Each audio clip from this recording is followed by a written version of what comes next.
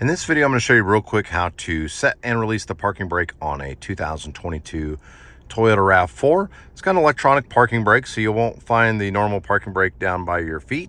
It's going to be right here in the center part of the vehicle. The one that says P on here. To set the parking brake, I'm just going to pull on that. You'll notice that you'll hear a little noise and it'll light up right there. And then on the screen, up here, you'll notice that it says park. That tells you that the parking brake has been set. To release the parking brake, I'm going to press that same, I'm actually going to push down on it this time. At the same time, I'm pushing on the brake pedal.